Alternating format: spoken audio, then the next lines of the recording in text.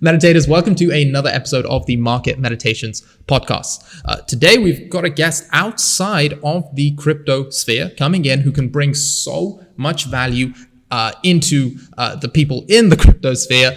Today, we're delighted to welcome Andrew Henderson. He is the founder of Nomad Capitalist, a consultancy firm aimed at helping entrepreneurs optimize their tax situation and increase their global freedom. Now, we're going to dive into exactly what those things mean. But firstly, Andrew, thank you so much for joining us.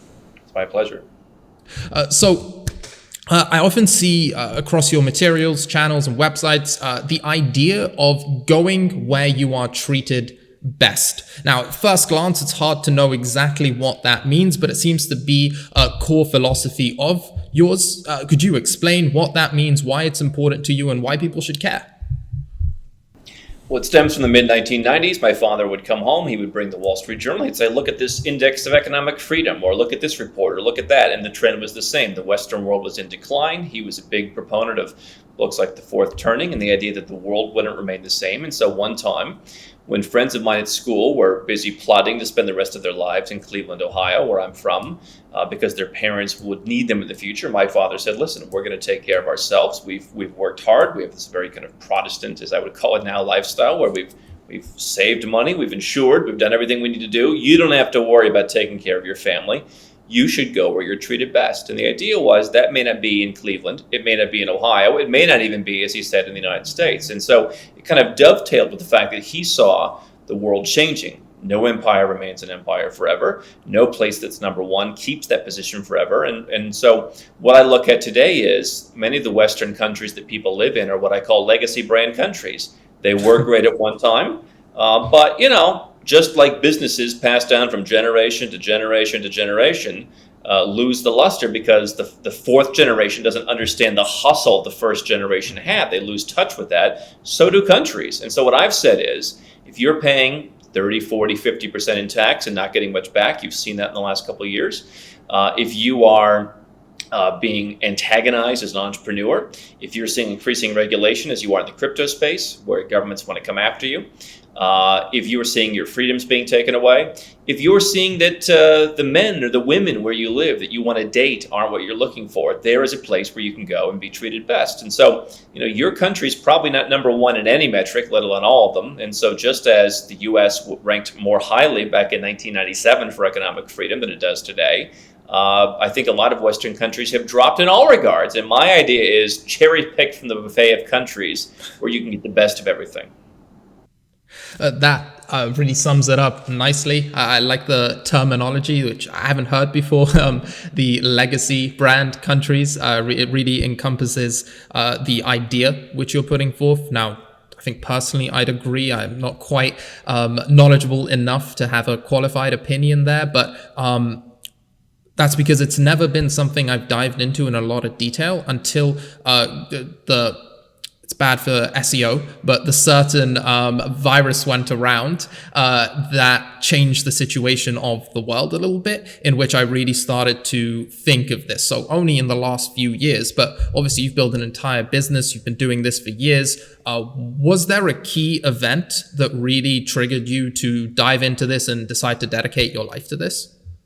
Well, yeah, I was an entrepreneur from a very young age. I went to university for about a year and it wasn't for me, so I left and I kind of bummed around for a little while, kind of trying to get a business off the ground and had some early success. And then kind of 2007 or so really started to take off and made good money.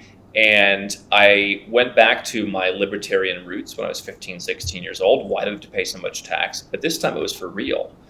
Because unlike the theoretical taxes that I was thinking about, they were so unfair at 15 years old. Now I was sending big checks to the U.S. government, and I'm saying, what am I getting in return for this? What are they doing for me? And meanwhile, I mean, it wasn't as bad back then, but people were starting to say, you're not paying enough. You're not paying your fair share. What are we doing for you? Why don't you pay more? Like I'm paying, I think at the peak, it was 43%, and I wasn't living in a high tax state. So it could have been worse.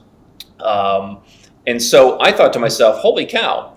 This is a lot. And kind of at the same time, I was a young guy in my 20s. What are things that guys in their early 20s think about? It's dating, it's women. And, here I am starting a business, being successful. And yet people kind of looked down upon me, I felt, for that. I mean, this was not back when entrepreneurship was as cool as it was today.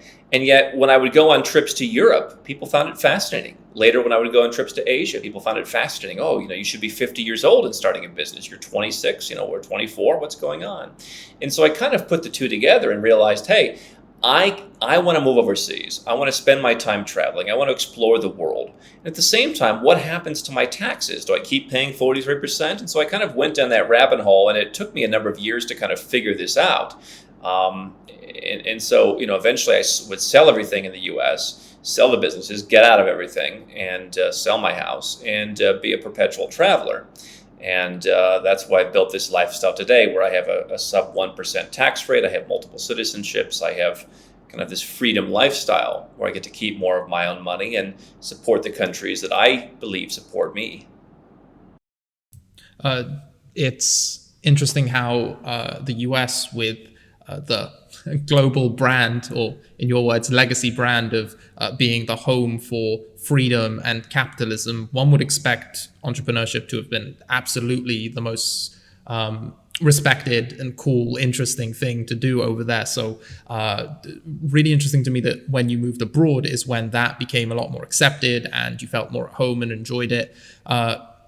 Now, you said when you started getting big checks, that's when this all started to become of interest to you. Now, not specifically what was your personal check that made you start thinking about it, but at what check sizes should people start thinking about this? If I've got a business and I'm making, 100K a year, should I be starting to think about this sort of thing? If I'm making 500K a year, at what levels should you really start considering this? Well, again, it starts to become a little fuzzy in my mind as I get older. But I do think one of the early impetus was not. It kind of dovetailed, but one of the impetus was, personal relationships. The issue was adventure. The issue was finding a place where I felt like I was more at home as a business person. And then the taxes came after there. So I think that much like, you mentioned the situation in the last couple of years. People are getting second passports. People are buying homes overseas. People are building insurance policies because their country is taking away their freedom. That may not have an ROI, or it may have a lesser ROI than that money could apply otherwise, but they're getting a backup plan in return. So, for me, I think that depending on what your other desires are will dictate it. I work with people who all they care about is reducing tax. That's really it. And in some cases, they're begrudgingly willing to move to Puerto Rico, move to Dubai. Hey, I'm going to do this for 3 years, 5 years, whatever. I'm going to pocket an extra 20 million bucks on an exit, on just, straight cash, on capital gains from crypto, whatever. And then I'm going back, and I'm going to, make me a plan that allows me to do that. Other people like myself didn't want to live in the U.S. and felt it was very unfair that I was paying all this tax to a country that I didn't live in, and develop a system to legally use the system to not have to pay that tax. But, I think, sure, if you make $100,000, you should start thinking about it. I'm talking to folks who make $500,000 a year or more, or have, 7-figure net worths and up. But, if I'm making $100,000 and my tax bill is $30,000, and, I can properly exit the system, then that's worth it, because, every dollar you can put back into your business works. Now, I think that the challenge that I found is, the 100K level. People come to me all the time and say, hey, I tried to talk to my accountant and 5 other accountants, and no one gets this stuff. And they do what every international tax attorney knows the domestic tax attorneys do, which is, I don't understand it, therefore you shouldn't do it, and it's probably wrong. And I've got this kind of small crop of international tax attorneys who are like, yeah, of course that's what they say, because they don't know. And so where do you go and find the experts? Some of them aren't that cheap, right? I think that the days of being a digital nomad and saying, I'm Canadian, I'm just going to leave Canada and come back, as long as I'm there for fewer than 183 days, I'm cool, it doesn't really work that way anymore. You want to exit the system. You want to keep your time to a minimum. You want to have all your other ties, cut. You want to have ties established overseas. So, Americans have a different system. Americans have to work within the system of always being a U.S. taxpayer, but using exclusions, exemptions, deductions, etc. Everyone else can leave their tax system, but the question is, depending on how complex your business is, $100,000 may not cut it. That said, I think that the most important advice I can give to someone is, you've got to get comfortable doing this stuff. So where even if you move overseas at 100,000, Enjoy the lifestyle benefits, cut your costs, hire people more affordably. Even if the tax savings don't follow, that's good, because then when the business gets to 500 grand, you now know where you can go, and you know that you can do it, and then you can plug into the tax savings. So I think you have to kind of put the whole picture in question. If it's about more than just tax savings for you, you can go at any amount, cut your costs, open up new markets potentially. So it really depends on the overall goals. I've seen this quite often in crypto, where people get very blinded by the tax savings because they suddenly come into a lot of money, and they feel very entitled to it, and a huge chunk of it's about to disappear, and they're willing to do absolutely anything to not have to pay that certain amount. But what they then don't end up taking into consideration is the purpose of the money. Why did you want that money in the first place? What things did you want? Well, I think it's a truth serum, though, right? I mean, again, for someone like myself who didn't really feel like I'm an American and didn't really want to be part of that system, you get forced into making a decision of, hey, is this worth it or not, right? I mean, I've said that moving overseas is a sort of truth serum, in that I was never a car guy, but I had a car because I lived in the US, and now I live overseas, and I live in city centers in 6 different cities that I own properties in. And you'll see me walking around a lot of places because I just happen to enjoy that. I don't need a car, and if someone wants to, throw shade at me for not having a car, listen, I can afford a car. I don't want the hassle of having a car, and it's not a good thing for me. So if you live in a country where you're saying, hey, I don't need this, I'm willing to go, then why not? Why not take that tax savings with you? What I see as the bigger issue for crypto folks, and we see it all the time, is you went from 50,000 to $1 million. Now you're racking up an exit tax bill. All right. So whether you're expatriating from the U.S., whether you're moving to Puerto Rico as an American, or if you're not an American, if you're going to simply leave the country, you may have some obligation already. All the time, people say, I've got $1 million, it's going to be 10 million. Well, that's great. When it's 10 million, your bill is going to be $2.5 million. Right now, it's 200 grand. And that's the hard pill to swallow, is there may be some cost to get out. My goal is get at it, whether it's you're starting a business, right? You're building a business, get out early. If you're investing in crypto or anything else that's going up in value, get out early, because the incremental bill is only going to get larger. And I've seen situations of entrepreneurs where we had a guy whose company had institutional investors, and it became valued at like $400 million, and he owned like almost half of it. It was very hard for him at that point to leave his country, because the tax bill to do so on an illiquid company was going to be substantial. He was locked in. And I think that's the piece that I find to be bigger. If you don't like your country, it's not worth it. Go for the money.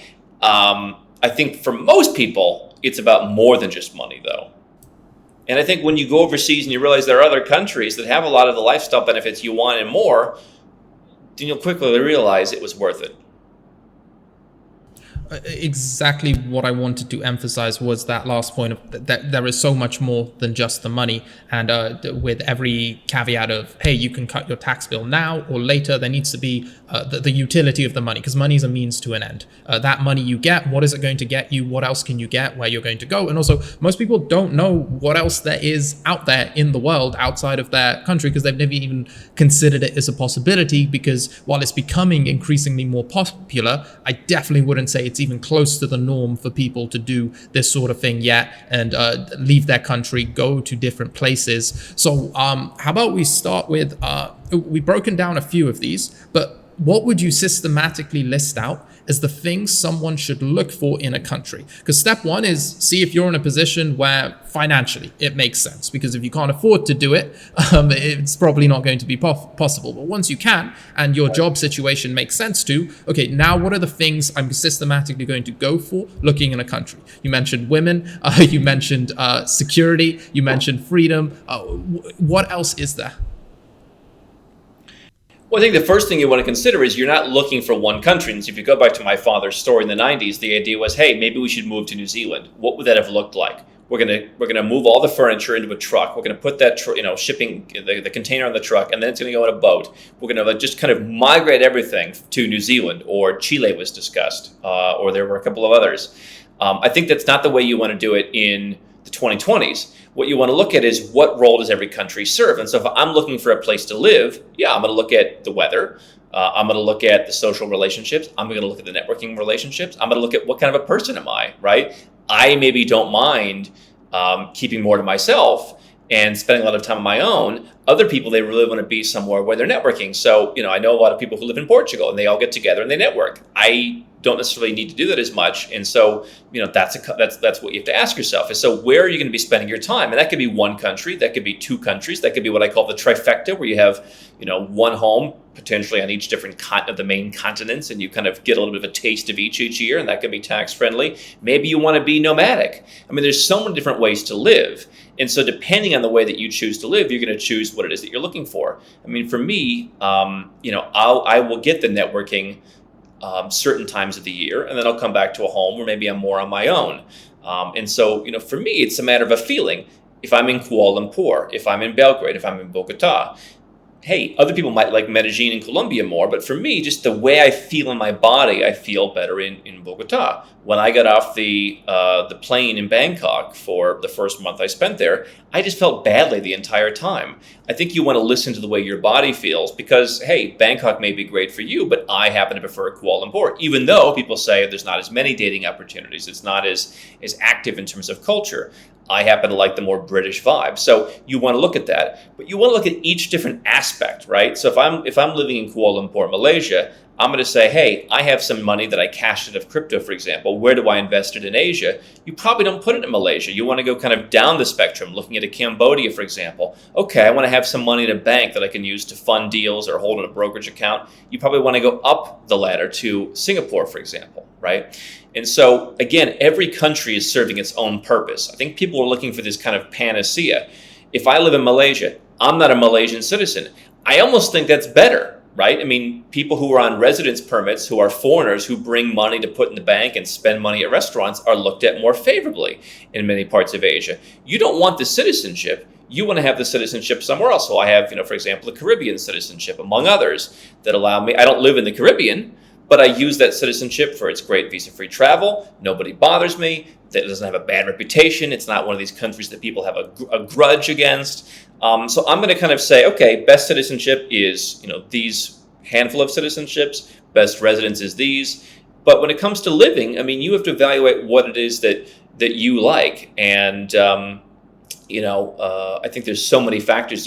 I think what this will do, by the way, living overseas, is it's going to force you to analyze your own behavior. Because when I'm in the United States, when I was in the United States, you kind of just go with the flow to a certain extent, to where the culture is known to you. So you don't pick up on as many things, either in yourself or in others. When you're going against the grain in a different culture, you're going to learn a lot more about yourself. You're going to gain a lot more self-awareness about what you really want, and you're going to pick up on things that others are doing that will help you improve.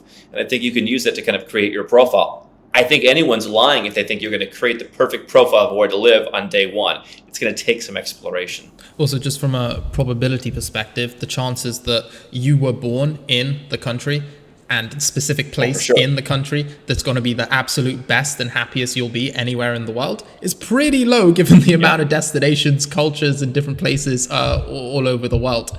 Well, but by the way, look at how close I was born in Cleveland, Ohio, to the Canadian border. I mean, the difference of being born, 50 miles away in a hospital in Canada, in a country that certainly up until now, doesn't have citizenship-based taxation, doesn't take the same approach, doesn't have the same reputation in the world, doesn't restrict people investing and doing business overseas in the way the U.S. I mean, like that, you're kind of seeing like this really is up to chance, right? I mean, it's a matter of just a little bit of room on a map. In the global scheme of things, not a lot of room. Big difference in how your life turns out. Yeah, absolutely. So chances are you should at least try living somewhere else in the world, even with none of the tax benefits, to be put out of that comfort zone, those regular patterns you experience every single day. And maybe you'll notice stuff you like more, stuff you even appreciate more when you do end up going back, if you do end up going back.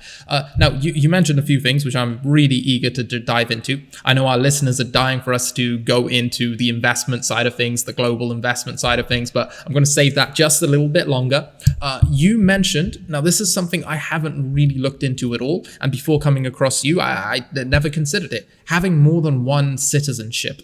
It didn't make sense intuitively why that would ever be necessary or needed. Could you dive into the importance? Well, you don't want to be owned. I mean, obviously, I would suggest, hey, if you are Canadian and you're living in Canada, have some bank accounts overseas. Now, let me just be clear. We're not talking about hiding anything. Your country may have requirements for reporting bank accounts, reporting assets, reporting whatever. Putting assets offshore does not mean that they're not taxable in many countries. Most Western countries, they tax you on your worldwide income if you live there, right? So if you live in Canada, you pay tax on your investments in Cambodia because you're living there. So let's just get that out of the way. And so if you're living in Canada, I would at least say diversify, so where they can't just freeze your bank account without due process as they've done, or what have you.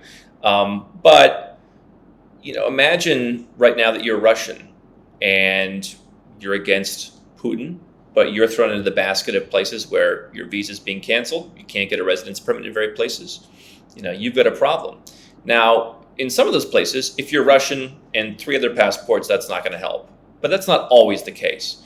I think that, if you have a passport like the US, like Russia, like Israel, like any passport that, maybe has a stigma to it in some circles, you want to be diversified. And that's why I say, the Caribbean passport, who's upset with St. Lucia, right? And yet you have pretty good travel freedoms. Nobody's going to bother you. But I think also you look at crypto, for example, regulation. I mean, how many regulations are Americans subject to just by virtue of being American? And it's the case in business, and now it's the case in crypto. You can't open a lot of bank accounts around the world. A lot of crypto people won't take you. You can't invest in certain things, and your business is subject to certain restrictions. So imagine one day you say, you know what, this American passport's getting in my way. I can't make any money. I've had people say I'm losing millions because of this US passport. Forget the taxes. I'm happy to pay the taxes, but the regulations are killing me. Or I can't travel to certain places to do business, right? So having a second passport expands your travel. It helps you, have a buffer against regulations. It means that you have options. And so whether that means in some cases, hey, use the second passport to open the crypto account and they're cool with that, whether in some cases it means I don't want to keep my current passport, I'm going to rely on this other one or other ones. Now you're in the driver's seat and no one country can simply tell you, hey, here's your new rule. I think you're going to see some Western countries in the next decade imposing citizenship-based taxation like the US has. It's already been talked about in Canada, where, hey, you're a Canadian, we don't care if you live in Dubai, keep paying, right? How unfair is that? Right. And so if you have a second passport, you have the ability to say, you know what, I'm not sending you $1 million this year. I'm going to be something else. So I know this is going to be extremely unique to each specific situation, but is there 80 for the 20 citizenships and bank accounts that people could go explore and look at? Well, when it comes to citizenship, you've got a number of ways to do it. You might want to check your family tree. And so traditionally, the most talked about ones are in Europe. So whether you have a parent, grandparent, sometimes even great-grandparent, you can go back and qualify for citizenship. We've helped people do that in the Caribbean, in Latin America. We've had a couple people who've gotten it in African countries. We don't have as much expertise on those in-house, but we're working on it. So go back and trace your lineage. Can you get a passport essentially for free? If you're married to someone, potentially you can get a passport in a few cases without having to live in that country, in most cases with having to move to that country. Can you get a residence permit by investing somewhere or starting a business or whatever, golden visa in a country in Europe, go and live in that country, or in some cases like Portugal's golden visa, only spend a week there and then work towards citizenship the same way everyone else does, right? That could have some tax implications, but if you're going to move, maybe you get a passport out of that. Maybe you get a passport out of what I call a paper residence, where you just get the residence permit and then 2, 3, 4, 5, 7 years later, you come back and collect your passport. So for a lot of people who are in crypto, where the opportunity cost and the lifestyle cost is very substantial, they say, hey, I'm going to go to the Caribbean, or in some cases, I'm going to go to like a Turkey, which also has a citizenship program, or they'll go to Malta, which has a citizenship offer, and they'll just say, hey, let me just pay. So, St. Lucia, for example, one person, $100,000, you go through a whole due diligence process, you gather a whole stack of paperwork, and $100,000 plus some fees, you've got a passport, 5, 6, 7 months. So now your problem's solved, and you've got a pretty high quality passport. So for folks who, don't want to wait around because regulations, taxes, et cetera, those things are creeping up on them quickly, especially in crypto.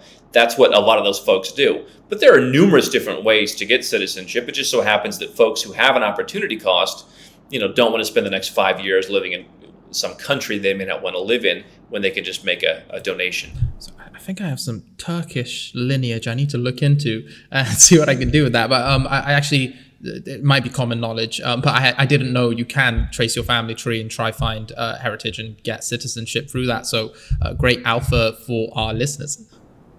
Not every country. I mean, obviously, some countries, oh, the mom doesn't qualify, or some countries it's only your parents. But yeah, I mean, Ireland, grandparents; Italy, great grandparents; Slovakia, Hungary, they just opened up to great grandparents. So they all have different conditions. But if you have lineage, you may qualify for citizenship. I've literally had people who come to me where it's like, oh yeah, my dad was born in Canada, or my mom was born in Mexico. Well, in the Americas, most countries have citizenship of the soil, as they say, where, if you're born in the U.S., like I was a U.S. citizen until I gave it up, not because my parents are American, because I was born in the United States. That's number one. And so if your mom was born in Mexico, she's Mexican, and therefore you can probably claim Mexican citizenship as well. So a myriad of positives to this lifestyle and huge advantages that you can get. I know you guys have had over 100,000 applications to Nomad Capitalist. So a lot of people you've seen go through this process. And I always like to make people aware of both sides of the equation. What are the biggest challenges, negatives, and regrets you find people have when they approach this lifestyle, even though I understand they probably are a minority? First things first is, if you are an immigrant, if you are a child of immigrants, you're probably going to have a little bit more difficult time adapting to this. And I've seen people where it's like, my mom called me and she doesn't want me to go. Or my mother would never let me give up my citizenship to save taxes because they came from, somewhere and they fought so hard. And so sometimes I'll see couples where one person is the child of immigrants and one person isn't. And you've got to kind of plan around that. I do see a higher likelihood in those people who go overseas that they come back sooner. Someone who has like a huge family and the family won't kind of cooperate, that I suppose at times is flexible. I'm fortunate that I have, a smaller family, and that my parents have met me for years in various places around the world. And by the way, I had some family who finally decided to move overseas themselves recently. And so we went to see them overseas. So, those are things that can get in the way. Do people regret moving overseas? Listen, if you go overseas and you stock up 3 to 5 years of tax savings, and then you have the opportunity to come back, because in most cases you still hold your citizenship in most plans we make. I don't know that too many people are regretting having an extra $5 million. This is like generational wealth creation for some people. But those are the biggest things. Obviously, it's not for everybody. I think that most people just say, hey, this is stupid. I'm going to stay in California because, there couldn't possibly be beaches or girls in bikinis anywhere else. But some people do try it for a while. And I think some people go into it saying, hey, again, it's a good thing to do for 5 years as an adventure. I'll stockpile some cash and then I'll go from there. But for people like myself who are now firmly committed to the track, I don't think you can have regrets. I think you've got to focus on, how do I make the most of this every day? And when I got married, my wife really helped bring out in me finding the cultures where people are super nice. Malaysians, super nice. People in Colombia, super nice. That was really beneficial in terms of like enjoying life in these other places and realizing you can go and you can really be treated better. So, really does hone in it seems like almost unlimited upside to like you at least have to try it, because even the negatives are also individually based and often dependent on, come from a place of ignorance, without sounding arrogant on the situation. So what if someone still doesn't want to do it because of I'd say one legitimate reason is if you have relatives who don't have that long left to live and you want to maximize your time with them, or other situations where people really come to you but they don't want to move. There's still stuff they can do and stuff you can help them with? Yeah. No, that's been a big push for us in the last couple of years, is what I call the backup plan, the plan B. So plan A is, I'm putting a plan together and I'm executing it right away. And by the way, there are countries that want your parents to come and take advantage of the healthcare system. They will make it easier for them to get a residence permit, for example, because they know that you'll be generating that space. And by the way, we've had a couple people who need medical care, and they've said, hey, I'm in the Philippines, or hey, I'm here, or I'm there. I'm getting better care at a fraction of the price where people actually care about me, I feel. And so I would say that there's always an opportunity for people to go. That said, if you're not willing to go, absolutely. And I've said everyone in crypto needs a plan B. You can get citizenship in the Caribbean, 4 of the 5 countries that offer this in exchange for a donation. You're never required to go there ever. Now, that may change in coming years as some pressure comes down because the archetype that they want to push out in parts of the world about this is that it's only for Russian oligarchs, which of course is a hoo-ha. But maybe they will start saying you have to go there and spend some time. But up until now, you do not need to go ever to 4 out of those 5 countries. You can do it purely through correspondence. And so having a second passport means, you know what? Now you have options. If you had to get out and go somewhere, if you were to travel, Robert Kiyosaki, Rich Dad Poor Dad, came to our conference last year, Nomad Capitalist Live. He said 3 days. He said, I live in the U.S. I'm a proud American. I got a picture right here with him. He kept telling me I was a Marine. I don't want to leave, but I've got a place I can go in 3 days, and I've got everything I need in that place. And so, yeah, you want a place where you can go. Residence permit, passport, probably a home eventually. You want to have some funds overseas. If you have gold, why don't you have someone pick it up and move it to a vault somewhere else? Move it to Singapore. Move it to the house you bought overseas. So, yeah, build what I call the infrastructure for your plan B to where if you had to be overseas, you could do that. And I will tell you this. If you started spending, let's say you get the Portugal Golden Visa, you only need to be there 7 days a year on average to keep it going. Let's say you bought a property in Portugal and you get comfortable with that. You have the access to get in even during the next pandemic because you're a higher level resident. You're not a tourist. You're working towards a second citizenship. You're not changing your lifestyle, but you could buy a property there to go to, and maybe you spend a month there rather than a week. You spend a month. Now you know when stuff looks like it's going to hit the fan or taxes are going to go up or whatever else happens. Now you know, hey, I can go to Portugal. Portugal has been very tax-friendly for crypto investors. It has a tax-friendly plan for entrepreneurs as well. And so if you had that kind of comfort level with Portugal and you were already working towards your citizenship, you had your residence, you had a property, you had a bank account in Portugal, or maybe you used that to open a bank account somewhere else in Europe. Now you're starting to build an infrastructure where at least you're ready that if your plan B ever needs to become a plan A, you're not scrambling as so many people I've been talking to in the crypto space are, where they have to go like 1,000,000 miles an hour. Namely because, that's just the theme of crypto. It really does move 1,000,000 miles an hour. And I don't think anyone would have predicted or prepared their plan B in advance. I'm sure some did, but most people. Now, we're diving into probably a field where I can contribute a lot more to the conversation and a lot more my expertise, which is the infrastructure for investments and asset allocation.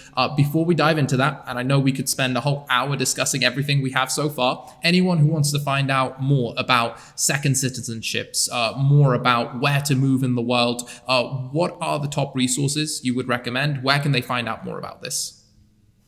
Well, I wrote a book on this, by the way, and we updated the book in late 2021, which I think gives you a lot of the stories of my experiences. It gives you some ideas, and it will give you a framework. 'Cause I think a lot of people come into this and they say, oh, I can just, live in Canada, live in Australia, put my business in the British Virgin Islands, go back and live at home and never pay tax. It doesn't work that way. So I wrote a book. It's called Nomad Capitalist. You can buy it on Amazon. That's a good kind of, place to get your toe in the water and get started. Other than that, we've got a YouTube channel. We've got our website, nomadcapitalist.com. It's all Nomad Capitalist. And we've put together, at this point, close to 4,000 pieces of free content where you can go down the rabbit hole, whether it's second residence, second citizenship, tax savings, crypto, whatever. Obviously, this stuff is pretty customized for each person.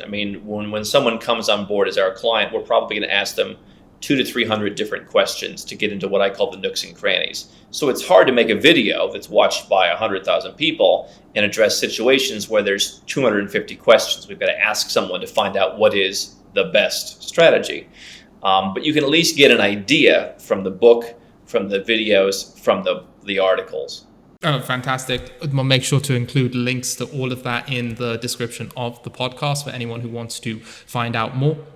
As the crypto industry continues to mature, it's natural that more and more wealth building platforms will arise. The problem with many of these, however, is that they are often so complex that it disincentivizes people from using them.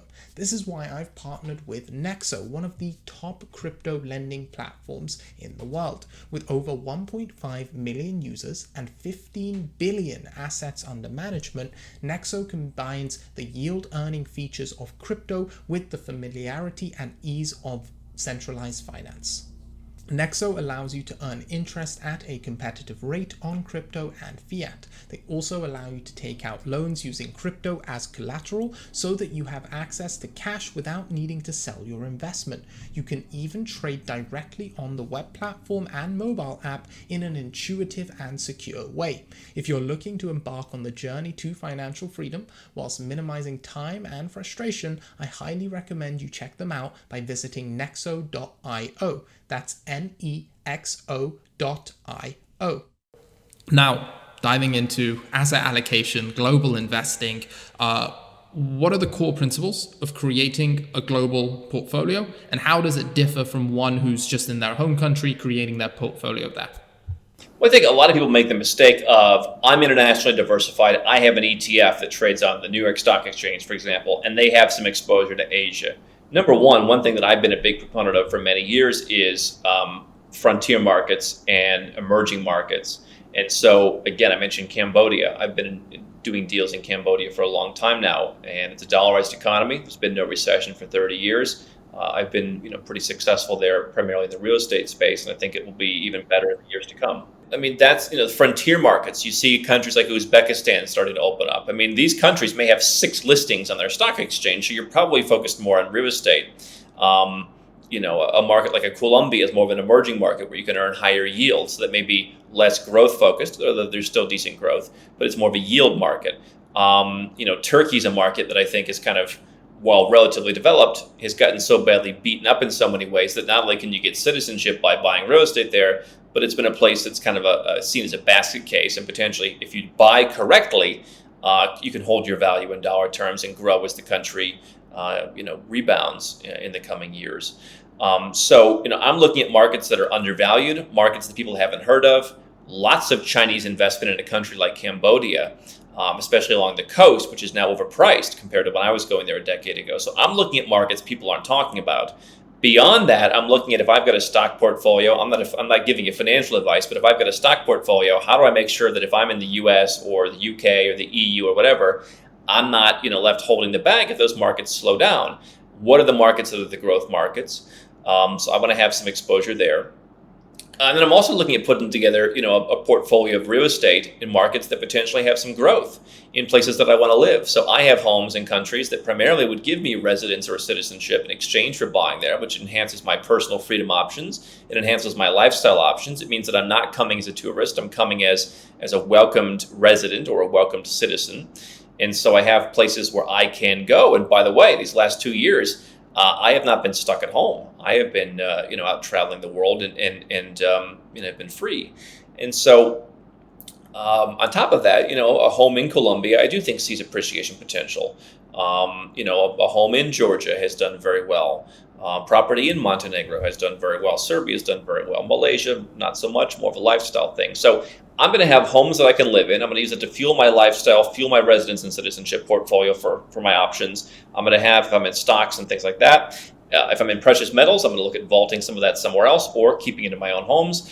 And I'm going to look at, looking at frontier and emerging markets, whether it's, my friends at Invest Asian who do business in Cambodia, whether it's, funds that invest in Uzbekistan, Iraq, markets that people laugh at, that there's a very good growth case for. Mongolia, I guess, turned out to be not very good. I was never big on Mongolia. Myanmar was never really fully opened up, and now they're obviously back in a mess. But you look at countries that have a consistent track record of growth, like a Cambodia, or that have sprouts of growth, like in Uzbekistan. I think it's very interesting. And I'll say this in closing. You look at the markets, going back to the freest economies, nobody would think this, but Colombia actually has one of the freest economies in Latin America. And oh, by the way, even though their taxes are widely seen to be high, you can generally avoid them if you're living the kind of lifestyle we talk about. And when you compare them to the other OECD countries, they're actually one of the lowest. And so people have these perceptions. Legacy brand's good, Colombia disaster. I'm not shot dead in Colombia. I have potentially good returns. The tax situation for me is pretty good, and yet nobody would think that. So I'm going against the grain in that regard. So I actually have a lot of friends doing real estate in Colombia. So some insight on that market, but how they're doing it is specifically just investment. It's not somewhere they live. What I find very interesting is how you combine all these different factors, citizenship, somewhere to live, and investment together.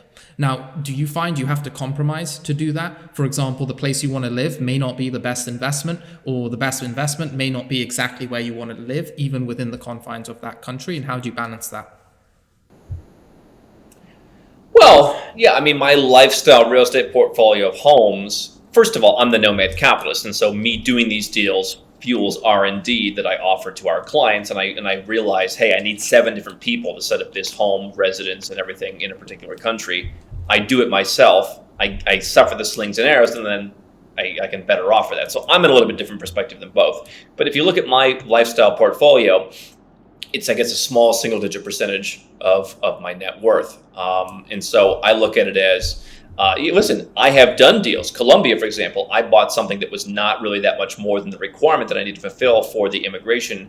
And, I love that it's a cozy house, but I kind of wish I would have done more. And so I've encouraged people, if you think you want to live there, which at the time, I went with my new wife and we weren't sure if she would like it. And at first she didn't. And so I was like, all right, let's just get the cheapest thing. I would encourage people to buy something they can grow into if they want to live there.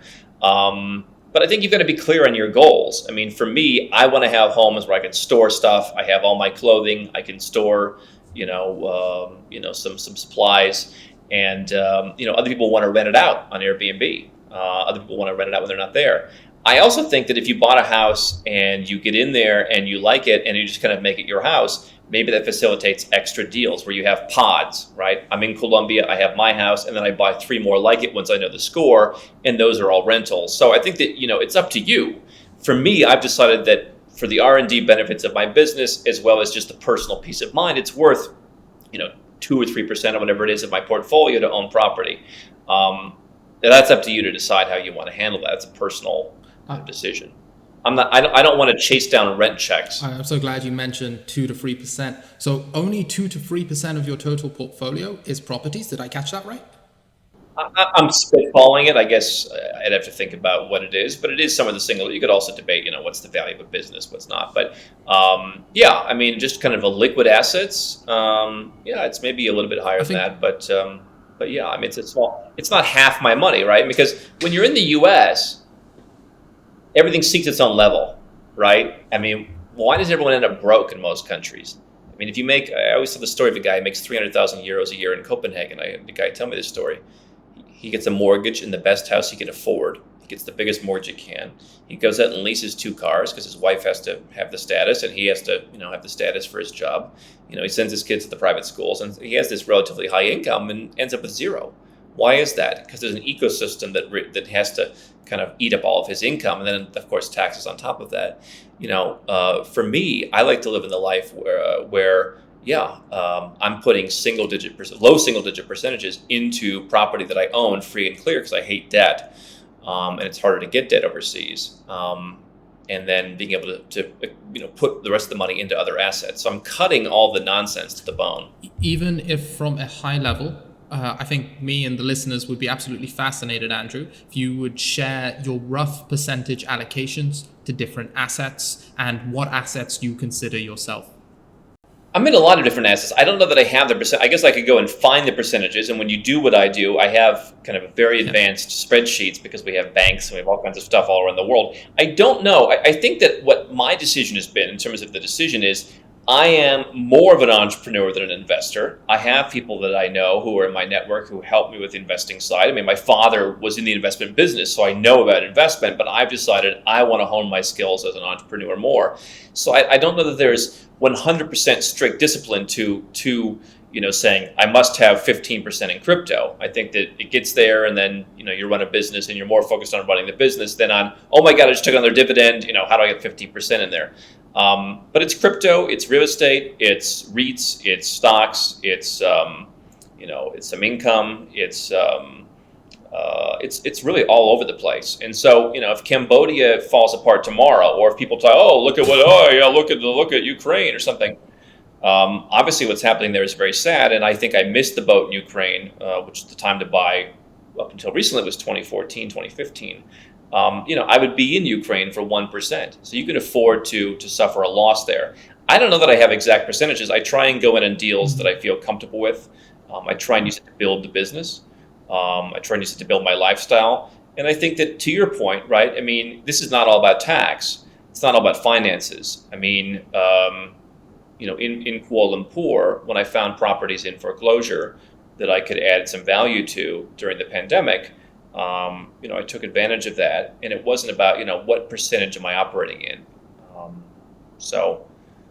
From investors' perspective, I've noticed that distinction a lot. People who primarily focus on entrepreneurship because their ROI on time just is so much higher there, and people who primarily focus on investing. I know a lot of people listening to this podcast are going to be focused on investing.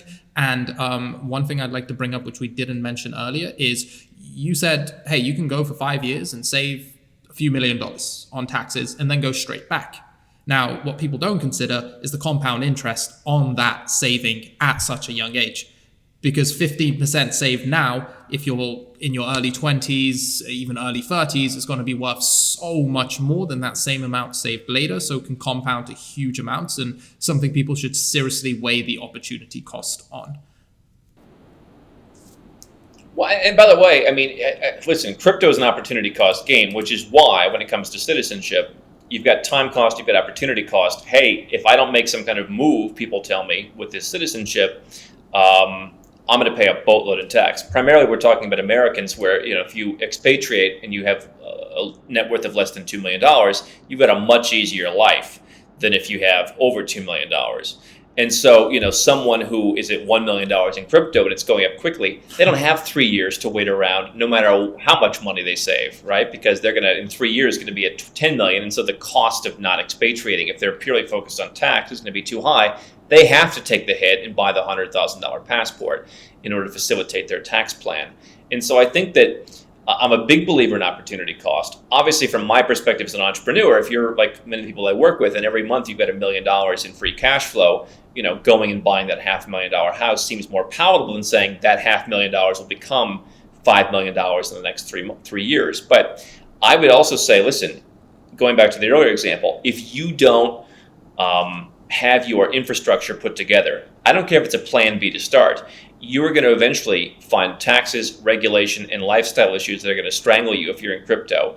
And so, if you have 10 million bucks in crypto, peel off a couple $100,000, put that towards your residence and citizenship and bug out strategy, between, both the costs of, the fees and the donations and maybe a property somewhere. Do that and accept that the remaining 9.6 million will continue to grow. And that's where I say you have to put opportunity cost in perspective. The 400,000 that could become 2 million, well, that's fine. You've still got 9.6 that will become 40 something, almost 50 something, right? And I think that you would rather do that knowing that you have options than trying to find options at 50. I had one guy who hired us 3 different times, and the final time it's like, hey, I'm pulling the trigger on a deal right now. We were able to save him a couple $100,000. But had he started with something when he first came in, it would have been like $10 million. And so the opportunity cost of saying, hey, I would rather put $50,000 in service fees back into my business, maybe that worked, but at the end of the day, it cost him, close to $10 million in tax. I can only agree, Andrew. I've got 2 questions left for this podcast, which I'm very eager to ask before we draw this to a close. The first one is going to be with regards to mix of currencies. What spread of currencies, based on your experience and expertise, do you focus on? For fiat currencies, yeah, I mean, I take a balanced approach. When I left the U.S., I thought maybe I shouldn't hold any U.S. dollars. And then I realized my business is conducted in U.S. dollars. People want to pay in U.S. dollars because we have people from all around the world. That's kind of the universal currency. I do hold euros, and obviously I have assets that are in Europe that are denominated in euros. I hold Swiss francs, which I think has done very well for me. I also look at some of the more exotic currencies where I have personal exposure. So I have a home in Georgia. I have in-laws in Georgia. Before I met my wife, I had a lot of business interest there, and I own property there. And so holding the Georgian lari, which yields 11%, and there's been spikes when you can buy it at a good value, and then you make 10% depreciation, 11% in yield, has worked very well for me. The Armenian dram next door. I mean, a lot of Russian depositors. I was concerned when I was in Armenia a couple months ago when the war was rumored. And the dram has basically been 480 to the dollar pretty consistently for the last 6 years. And so you could make 9-10% and basically be holding the equivalent of US dollars during that last 6 years. You know, when you saw this spike up to 520, it's already right back. And so I've found the Armenian dram to be one of the stronger ones. I'm not in the Latin American currencies. I'm generally not banking in Latin America. For me, that's a lifestyle jurisdiction. Okay, you're going to want to bank. I happen to have some exposure to U.S. banks still. So, you know, in the Americas, to me, the U.S., Canada, maybe not Canada so much anymore. Those are the places where people bank. I'm not going to Mexico, living in Mexico, and then banking in Mexico. So those, I think, are the main currencies. And again, I mean, listen, anywhere I live, I have some exposure. Malaysian ringgit, you know, I have a residence permit that requires me to hold Malaysian ringgit. I did buy some Thai baht, but it was getting beaten up. I'm looking at South Korea's residence program, and there's a relatively attractive entry point on won. So I think that you can accumulate currencies at a discount in times of chaos to then fuel immigration investments, like South Korea's immigration investment. If the won is down, you know, 6-7%, get in. Euros are down against the dollar. Potentially look at that to get in on European options. So there's the financial part, and then there's the freedom and options part. It's so exciting and incredible to me that your assets, your liberties, everything is so diversified to which any one black swan event can happen. And you always have you've got a plan B, C, D, E, F, and G, I'm sure.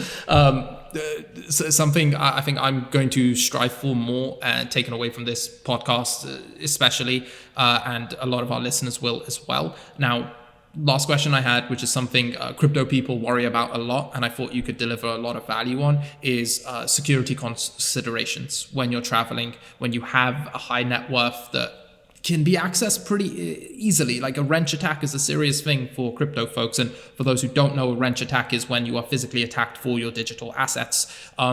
What sort of things can people do to optimize their security when traveling around the world and living this nomad lifestyle? Well, I can say, I don't have any problems in emerging countries. I mean, I've heard stories of people who go through countries like in Africa or in maybe like in Russia or something where, you know, they occasionally they're taking too much honey or something, and the guy asks for $50. You know, which, by the way, if you're an American, maybe that's something you're not supposed to be doing. But you know, to me, where I hear the issues, not security, but where I hear the issues is you fly back into the U.S. Hey, do you got any Bitcoin on you? Which people pointed out like doesn't really entirely make sense. But you know, that's where I think the government's been the bigger issue.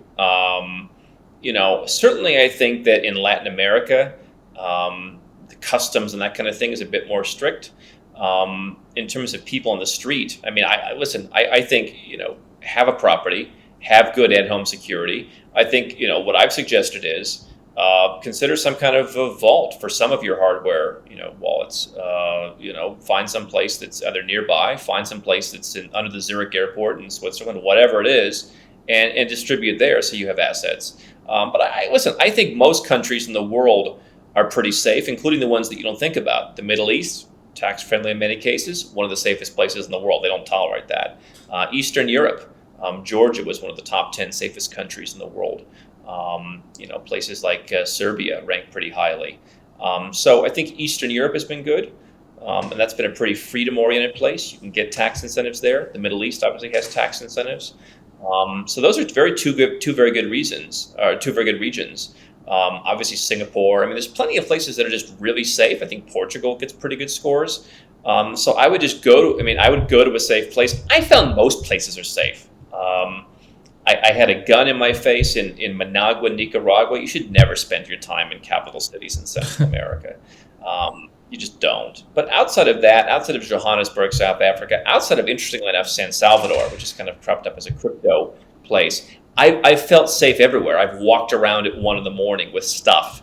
So I also think, here's the thing. I think probably fewer people in these countries. If you're just walking around Malaysia, nobody cares about you, right? And maybe there's a thing where they're focused on locals in some of these places, and they're not focused on you. You're just like, the guy walking around town. So I think that putting a security apparatus in place, looking at some of the safest countries, it's probably not yours. I mean, I see in LA now that people are building panic rooms, up to $1 million panic rooms. How about you just leave high tax, declining California? $1 million panic rooms. That blows my mind. I mean, listen, I'm all for having some, I like some good, kind of safekeeping tools. But if I'm building $1 million panic room, maybe that's a message. Yeah, for sure. I mean, but people don't. What you said about the Middle East and Eastern Europe, most people just view these places, because they're less developed, as far less safe. I moved from London to Dubai, and now when I go back to London, I do not feel safe because of the drastic difference in safety, and they just don't tolerate that sort of thing here. It's a cultural thing where stealing and those sorts of crimes are just minimized because they're completely unacceptable. I mean, don't go to jail in the Middle East. I mean, it is designed. I mean, listen, I think Norway is probably a relatively safe country because it's small, right? So you look at a country like Serbia, I mean, it's small, perhaps it's homogenous. I mean, it's just kind of, they've done that, or Georgia, they kind of built it up and they enforced law and order and removed the corruption. I got a picture with the former president of Georgia who kind of cleaned the whole place up and got all the crime sorted out. But I mean, so those countries have kind of adapted. I mean, in the Middle East, they have no tolerance for this. And by the way, I mean, if 90% of people are from somewhere else. And a lot of those people don't want to go back where they're from. I mean, if you get involved in crime, it's not going to be pleasant, and your meal ticket's over. I don't care, whether it's a tax-free meal ticket or a higher income meal ticket. So look at those reasons, right? I mean, the U.S., the UK, I mean, crime has been on the rise. Andrew, I think this is a fantastic point to... And people are more likely to know who you are, by the way. In home countries. Well, wherever you're from. Yeah, that's definitely true. It's something I think about a lot, having public persona, my face out there. I'm sure you think about that as well. But you and I are screwed, unfortunately. But, definitely. Although we got a lot of perks along with it as well, so isn't the worst thing in the world. Sure. Andrew, thank you so much for your time. I think this is a fantastic point to bring the episode to a close. Anyone who's interested in finding out more about how great global freedom can be and all the amazing things you can do outside of where you live right now, there'll be links to all of Andrew's stuff in the description below. Andrew, thank you so much for your time. And meditators, I'll see you next time.